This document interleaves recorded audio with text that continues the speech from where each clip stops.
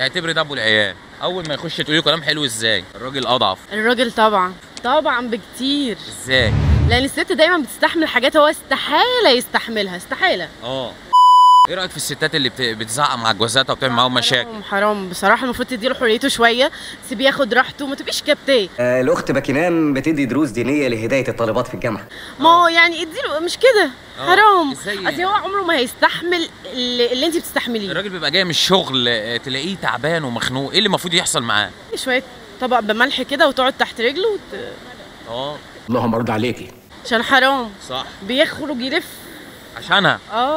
صح جدا. بتلاقي دايما يقولوا لك ايه، انت ما سبتش مصروف ليه النهارده وتزعق معاها؟ انا رايح عند امي. ايه الموضوع ده؟ ده المفروض تاكلها معايا كده بعيش حاف.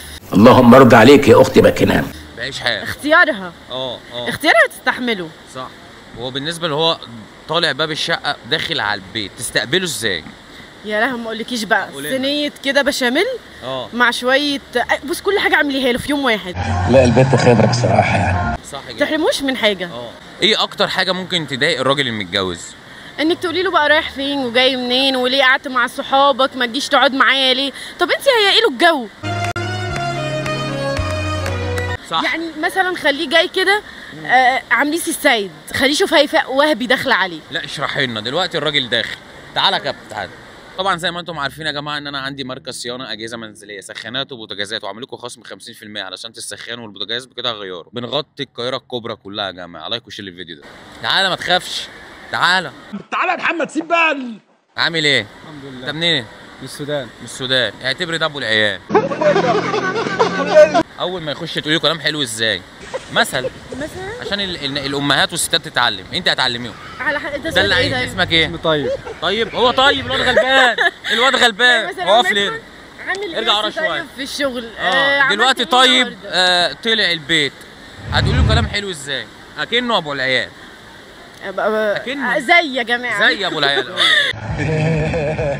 ازيك يا سي طيب، عامل ايه النهارده؟ ويدخل بقى يلاقي الميه بملح وبتاع. ايه رايك لو ده حصل معاك؟ ايوه لازم تتكلم معايا كلام كويس كده. طيب حنين وكده. بالنسبه تروق عليه الدنيا يعني. برافو عليك. مين يا عيني الستات مصر بقت فظيعه. ما بيرقصوش. ما بتديش الراجل حقها نهائي. صح. ايه رايك في الكلام ده؟ ايوه. المفروض الست ترقص للراجل كم مره في اليوم؟ 3 مرات كده. ترقص لجوزها 3 4 مرات. ده 5 مرات يا دوبك. خبره. زي الفل كده عشان يطلع متردي. عشان يطلع ايه؟ مرضي. ايه رايك؟ طموحك 2 لقيت 5، توافق؟ اوافق. طيب تعبان يا كابتن. لا اتقدم لها على الهوا. البنت دي بنت حلال. حاضر. والله تعبان ده. ايه طلباتك لو واحد هيتقدم لك؟ بندي مثال. لا بقى هنا بقى الدنيا سهله خالص. على جنب. يا دوبك مثلا مهر 5 مليون. يا حلاوه. الشبكه تبقى مثلا حاجه الماس كده مع حته عربيه. حساب في البنك بسيط اصرف منه. يا بخت منوفق يا جماعه. راسين في الحلال صدفه. معاك كام في البنك يا ابني؟ $2000. لا ما يجيبوش. لا معلش انا مع الراجل جدا، بس هنا الست تضمن حقها. هتأمنها ازاي؟ انت يا ابراهيم انت جاي تندهش هنا ولا ايه؟ ايه طيب هنعمل ايه بطيبتك؟ صح؟ لا ما بتاكلش عيش. يا الام بتاعت مصلحه الست دي. الست دي بتاعت مصلحتها ما تنفعش. خلاص يا يعني جماعه. ماديات. الجوازه باظت. لايك وشير للفيديو ده يا جماعه، واكتبوا لنا مواصفات شريك حياتك ايه وازاي بتدلعي جوزك. وانت اللي بتتفرج علينا اعمل منشن لمراتك وقول لها لازم ترقص كام مره؟ 5 6 مرات. دلعي الراجل وسيبيه براحته. صح بالظبط. سيبيه على القهوه بقى، ما تخلوش يجي البيت. مش كل شويه انت فين. ثواني محدش يجي معاه. اقول حاجه في الكاميرا. ارجعوا ورا. انك كده على جوزك. اوعي تسيبيه يروح في حته. الرجاله كلها خاينه. انا اللي بقول لك.